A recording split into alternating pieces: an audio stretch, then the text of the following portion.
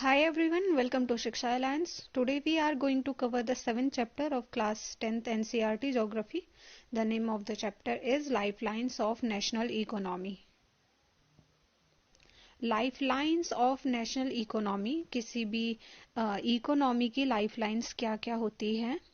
We use different materials and services in our daily life. हम use करते हैं different materials और services को अपने daily life में. Some of these are available in our immediate surroundings और कुछ इनमें से available रहती है हमारे immediate surroundings में, while other requirements are met by bringing things from other places. लेकिन कुछ requirement को met करने के लिए सामान को लाया जाता है other places से. Goods and services do not move from supply locale to demand locales on their own. The movement of these goods and services from their supply location to demand locations necessitates the need for transport. और जो movement होता है इन goods और services का, उसके लिए हमें ज़रूरत पड़ती है ट्रांसपोर्ट की. Some people are engaged in facilitating these movements. कुछ people engaged होते हैं facilitate करने के लिए इन movements को. These are known to be traders who make the product come to the consumers by transportation. और ऐसे लोगों को हम traders कहते हैं. Thus the pace of development of a country depends upon the production of goods and services as well as their movement over space. और जो pace होता है डेवलपमेंट का किसी भी कंट्री का, वो डिपेंड करता है upon the production of goods and services as well as their movement over space. Therefore, efficient means of transport and prerequisites for fast development. Movement of these goods and services can be over three important domains of our earth: land, water and air. जो movement होता है इन goods और services का, वो होता है three main domains के through earth पे: land, water and air के through. Based on these, transport can also be classified into land, water and air transport. और इनके बेसिस पे ट्रांसपोर्ट को क्लासिफाई किया जाता है land, water and air transport में. Today, the world has been converted into a large village with the help of efficient and fast movement transport. और world को कन्वर्ट किया गया है into a large village में with the help of efficient and fast moving transport से. Today, India is well linked with the rest of the world. और आज के टाइम पे इंडिया लिंक है वेल तरीके से रेस्ट ऑफ द वर्ल्ड से, despite its vast size, diversity and linguistic and socio-cultural plurality. Railways, airways, waterways, newspaper, radio, television, cinema and internet etc. have been contributing to its socio-economic progress in many ways. ये सब जो transportation के means है वो सब contribute कर रहे हैं इसके सोशियो-इकोनॉमिक प्रोग्रेस में. The traders from local to international levels have added to the vitality of its economy. इसके बाद है ट्रांसपोर्ट में. First, roadways. India has one of the largest road network in the world. India में world का largest road network है, aggregating to about 56 lakh kilometre. जो है 56 lakh kilometre का. The growing importance of road transport vis rail transport is rooted in the following reasons. First है इसमें construction cost of roads is much lower than that of railway lines. जो construction cost होती है roads की वो lower होता है railway line से. Roads can traverse comparatively more dissected and undulating topography. Roads can negotiate higher gradients of slopes and as such can traverse mountains such as the Himalayas. Road transport is economical in transportation of few persons and relatively smaller amount of goods over short distance. मतलब short distance के लिए काम आता है और few peoples के लिए. It also provides door to door service के लिए भी ये एफिशिएंट है. Thus the cost of loading and unloading is much lower. और जो कॉस्ट होता है लोडिंग एंड अनलोडिंग का वो भी लोअर होता है. Road transport is also used as a feeder to other modes of transport such as they provide a link between railway station, air and sea ports. In India, roads are classified in the following 6 classes according to their capacity. First है इसमें golden quadrilateral super highways. The government has launched a major road development project linking Delhi, Kolkata, Chennai, Mumbai and Delhi by 6-lane super highway. The north-south corridors linking Srinagar, Jammu Kashmir में and Kanyakumari, Tamil Nadu में and east west corridor connecting Silchar Assam में and Porbandar Gujarat में are part of this project. The major objective of these super highways is to reduce the time and distance between the mega cities of India. जो mega cities हैं India की उनके बीच में ये distance कम करता है, टाइम को कम करता है, ट्रैवलिंग टाइम को. These highway projects are being implemented by the national highway authority of India. और इस हाईवे प्रोजेक्ट को इम्प्लीमेंट किया जाता है national highway authority of India के द्वारा. नेशनल हाईवेज, इसके बाद सेकंड है national highways. National highways link extreme parts of the country. जो नेशनल हाईवेज होते हैं वो लिंक करते हैं एक्सट्रीम पार्ट को कंट्री के. These are the primary road system. ये प्राइमरी रोड सिस्टम होते हैं and are laid and maintain by the central public work department. और ये इसको मेंटेन किया जाता है सेंट्रल पब्लिक वर्क्स डिपार्टमेंट के द्वारा. द हिस्टोरिकल शेर शाह सूरी मार्ग is called national highway number 1. और शेर शाह सूरी मार्ग को कहा जाता है national highway number 1 between Delhi and Amritsar. ये दिल्ली और अमृतसर के बीच में है. इसके बाद है state highways. Roads linking a state capital with different district headquarters are known as state highways. State highways होते हैं जो roads connect करती है state की capital को with different district headquarters से, उनको state highways कहा जाता है. These roads are constructed and maintained by the state public works department. इसको construct और maintain किया जाता है state public work department के द्वारा इन state and union territories में. इसके बाद है district roads. These roads connect the district headquarters with other places of the district. ये कनेक्ट करते हैं डिस्ट्रिक्ट हेडक्वार्टर को अदर प्लेसेस से डिस्ट्रिक्ट के. These roads are maintain by the Zila Parishad. इसको मेंटेन किया जाता है जिला परिषद के द्वारा. इसके बाद other roads. Rural roads which link rural areas and villages with towns are classified under this categories. जो रूरल रोड्स होती है वो रूरल एरियाज और विलेजेस को कनेक्ट करते हैं टाउन से under this category. These roads received special impetus under the प्रधानमंत्री ग्रामीण सड़क योजना. इस योजना के अंदर इनको बनाया जाता है. Under this scheme special provisions are made so that every village in the country is linked to a major town in the country. ये इसलिए चलाई जाती है ये वाली स्कीम ताकि जो विलेजेस है कंट्री के जितने भी उनको कनेक्ट किया जा सके टाउन से by an all season motorable road. और वो जो रोड होती है वो ऑल सीजन होती है. इसके बाद है border roads. Apart from these border roads organisation a government of India undertaking construct and maintain roads in the bordering areas. तो इसके BRO जो है बॉर्डर रोड ऑर्गेनाइजेशन, ये गवर्नमेंट का एक ग्रुप है, एक ऑर्गेनाइजेशन है जो कंस्ट्रक्ट करता है रोड्स को बॉर्डरिंग एरियाज में कंट्री के. This organisation was established in 1960. ये ऑर्गेनाइजेशन को एस्टेब्लिश किया गया था 1960 में for the development of roads of strategic importance in the northern and northeastern border areas में. These roads have improved accessibility in areas of difficult terrain and have helped in the economic development of these areas. Roads can also be classified on the basis of the type of material used for their construction such as metal and unmetal roads. Road को classify किया गया है जो type का material उसमें use किया गया है बनाने में. उसको क्लासिफाई किया गया है 2 टाइप में, एक मेटल और दूसरा अनमेटल. मेटल रोड्स में be made of cement, concrete और even bitumen of coal. Therefore these are all weather roads. ये ऑल वेदर रोड्स होती है. Unmetal roads go out of use in the rainy season. और rainy season में जो unmetalled road होती है वो खराब हो जाती है. इसके बाद है railways. Railways are the principal mode of transportation for freight and passengers in India. Railways also make it possible for people to conduct multifarious activities like business, sightseeing, pilgrimage along with transportation of goods over longer distance. ये longer distance के लिए और heavy सामान के लिए या फिर ज़्यादा लोगों के लिए यूज होता है. Railways in India bind the economic life of the country. जो रेलवे है इंडिया में वो बाइंड करता है उसकी इकोनॉमिक लाइफ को, as well as accelerate the development of the industry and agriculture. और ये एक्सेलरेट करता है डेवलपमेंट को इंडस्ट्री और एग्रीकल्चर के भी. The Indian railway in the is the largest public sector undertaking in the country. Indian Railway largest public sector undertaking है country में.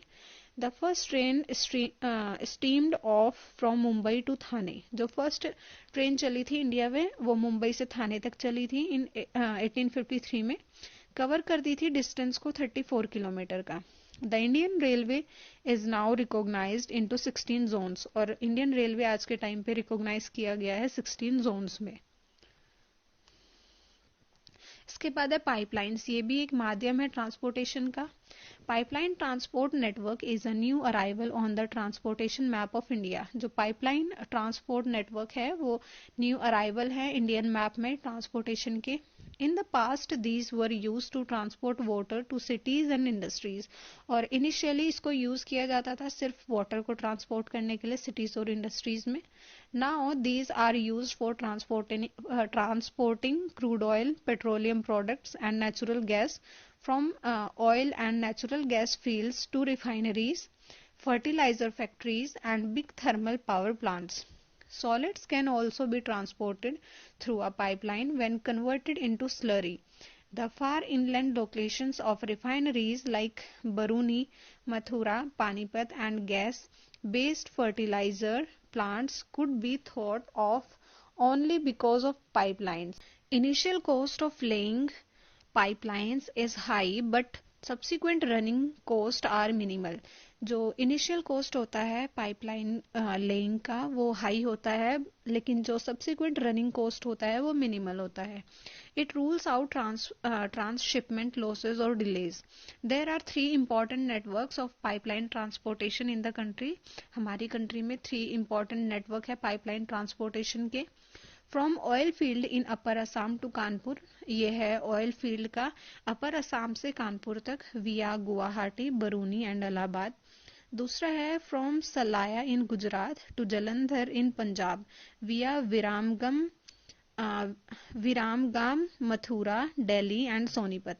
फिर थर्ड है gas pipeline from Hazira in Gujarat connect करता है ये जगदीशपुर को इन यूपी विया विजयपुर इन मध्य प्रदेश. इसके बाद है waterways. Since the ancient period, India was one of the seafaring countries. Its seamen sailed from far and near, thus carrying and spreading Indian commerce and culture. ये spread करता है Indian commerce और culture को भी. Waterways are the cheapest mean of transportation. जो waterway होता है वो चीपेस्ट मीन होता है ट्रांसपोर्टेशन का. They are most suitable for carrying heavy and bulky goods. ये कैरी करने के लिए काम आता है हैवी और बल्की गुड्स को.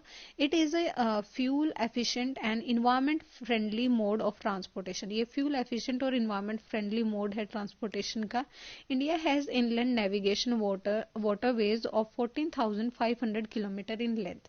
इंडिया का इनलैंड नेविगेशन वाटरवे 14,500 किलोमीटर का है लेंथ में. Out of these only 5,685 kilometers are navigable by mechanized vessels.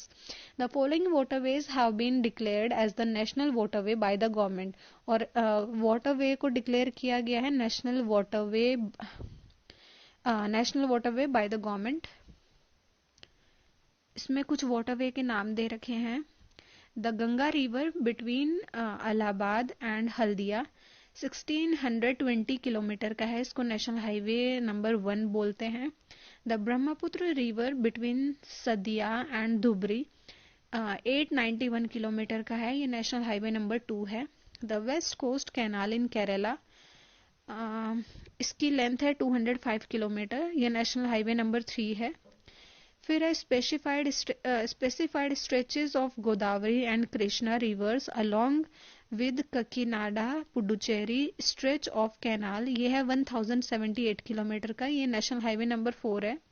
Specified stretches of river Brahmani along with Matai river delta channels of Mahanadi and Brahmani rivers and east coast canal. ये है 588 kilometre का. National highway number 5 है ये.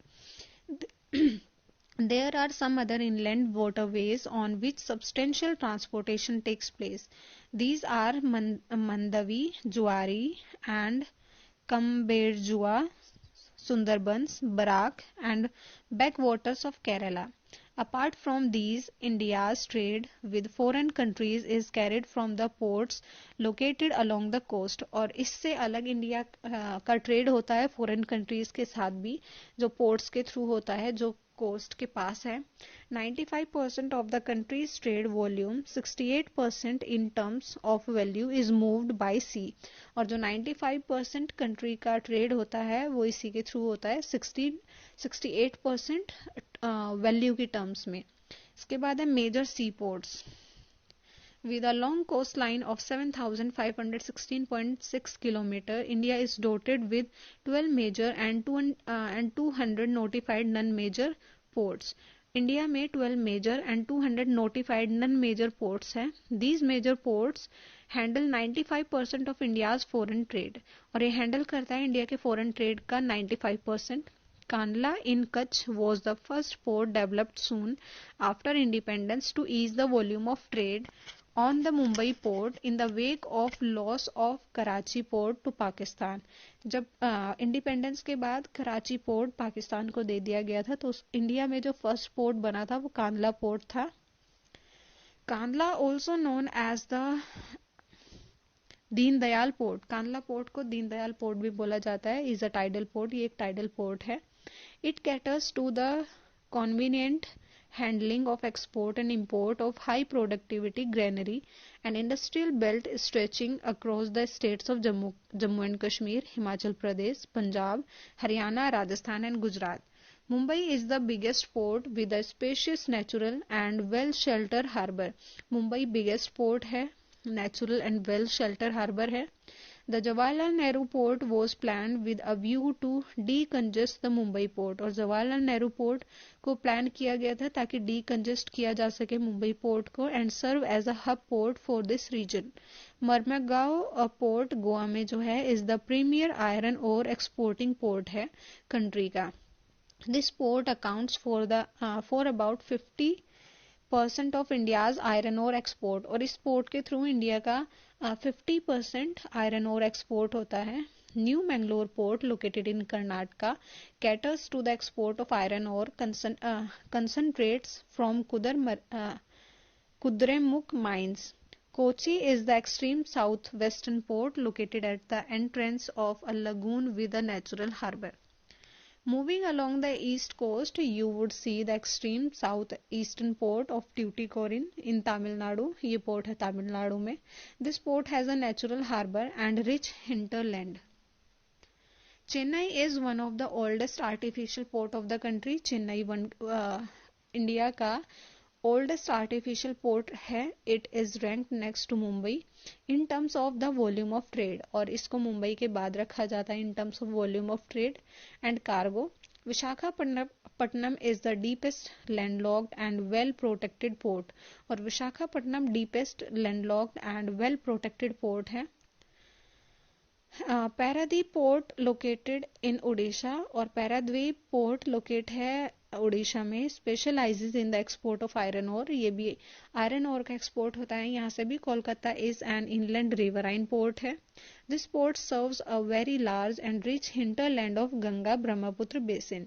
Being a tidal port it requires constant degrading of Hooghly. Haldia port was developed as a subsidiary port in order to relieve growing pressure on the Kolkata port. इसके बाद है airways. The air travel today is the fastest, most comfortable and prestigious mode of transport. Air travel आज के time पे fastest और comfortable और prestigious mode है transportation का.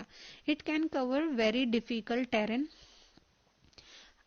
like high mountains, dreary deserts, dense forest and also long ocean stretches with great ease. The air transport was nationalized in 1953. Air transportation को nationalize किया गया था 1953 में.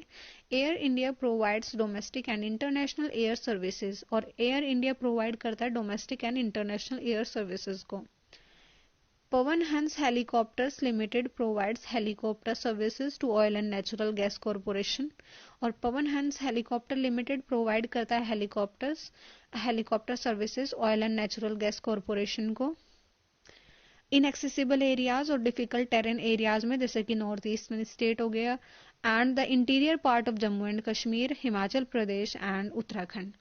Air travel is not within the reach of the common people. Air travel within the reach of the common people, ये common people की reach में नहीं है. It is only in the northeastern states that special provisions are made to extend the services to the common people. और northeastern states में जिनको special provisions के under उनको एक्सटेंड किया गया है इसकी सर्विसेज को, एयर ट्रांसपोर्टेशन की सर्विसेज को कॉमन पीपल तक, ताकि ले जाया जा सके. इसके बाद है communication. Ever since humans appeared on the earth they have used different means of communication, but the pace of change has been rapid in modern times. Long distance communication is far easier without physical movement. अब आज के time पे जो long distance communication भी easy हो गया है without physical movement of the communicator और receiver. Personal communication and mass communication include television, radio, press, films, etc. are the major means of communication in the country. The Indian Postal Network is the largest in the world, और Indian Postal Network world का largest है. It handles parcels as well as personal written communications. India has one of the largest telecom network in Asia, और India में world का largest telecom network है Asia का. Asia का largest telecom network है. Excluding urban places, more than 2/3 of the villages in India have already been covered with subscriber trunk dialling STD से. India के urban places में भी और 2/3 विलेजेस में भी एसटीडी से कवर कर दिया गया है इंडिया को टेलीफोन फैसिलिटी से, in order to strengthen the flow of information from the grass root to the higher level, ताकि इंफॉर्मेशन को फ्लो किया जा सके ग्रास रूट लेवल से हायर लेवल तक. The government has made special provisions to extend 2400 STD facility to every village in the country. और government ने इसमें एफर्ट्स लगाए हैं ताकि जो एसटीडी फैसिलिटी है वो कंट्री के हर विलेज तक पहुंच सके. Mass communication provides entertainment and creates awareness among people about various national programmes and policies. It include radio, television, newspapers, magazines, book and films. All India radio Akashvani broadcast a variety of programmes in national, regional and local language में भी. ये सिर्फ जो India radio Akashvani है वो broadcast करती है कई सारे प्रोग्राम को नेशनल, रीजनल और लोकल लैंग्वेज में for various categories of people spread over different parts of the country. Doordarshan, the national television channel, जो दूरदर्शन नेशनल टेलीविजन चैनल है इंडिया का, is one of the largest terrestrial network in the world. Newspapers are published in about 100 languages, और India में news paper को publish किया जाता है about 100 languages में, डायलेक्ट्स में. Did you know that the largest number of newspapers published in the country are in Hindi. और वो सबसे ज़्यादा हमारी कंट्री में जो पेपर पब्लिश होते हैं वो हिंदी लैंग्वेज में होते हैं, followed by English and Urdu. India is the largest producer of feature films in the world, और इंडिया लार्जेस्ट प्रोड्यूसर है फीचर फिल्म्स का भी वर्ल्ड में. The Central Board of Film Certification is the authority to certify both Indian and foreign films को. इसके बाद है international trade.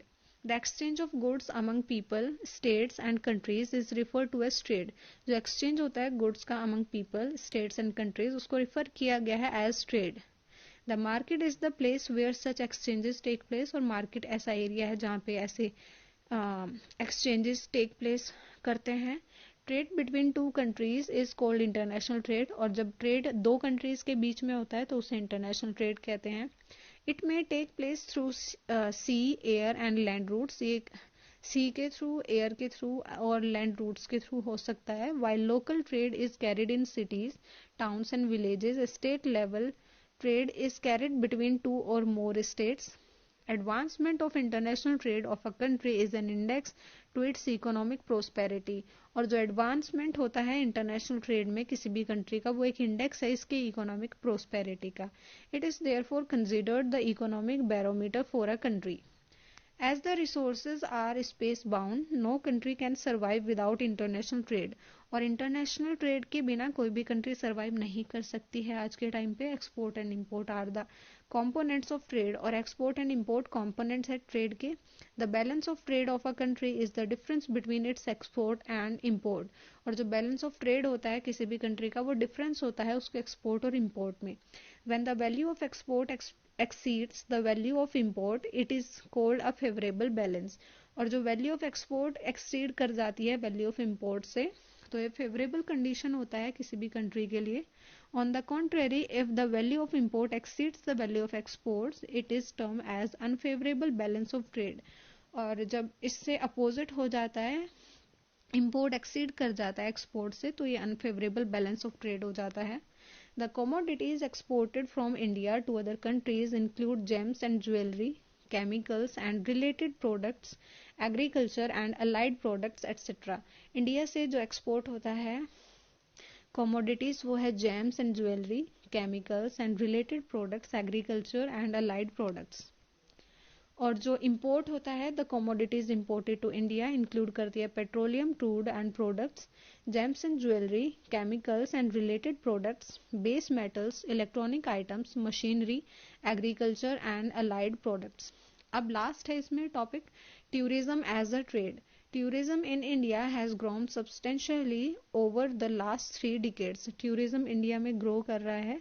More than 15 million people are directly engaged in the tourism industry, और more than 15 million people are directly engage हो रहे हैं tourism industry में. Tourism also promotes national integration. Tourism promote करता है national integration को, provide करता है सपोर्ट लोकल हैंडीक्राफ्ट्स को एंड कल्चरल परस्यूट्स को. It also help in the development of international understanding about our culture and heritage. Foreign tourist visit India. Foreign tourist visit करते हैं India को, इसके heritage tourism को, eco tourism, adventure tourism, cultural tourism, medical tourism and business tourism. There is a vast potential for development of tourism in all parts of the country.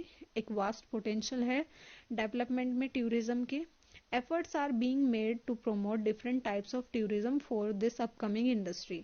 और इस upcoming industry के लिए efforts लगाने चाहिए promote करने के लिए tourism को.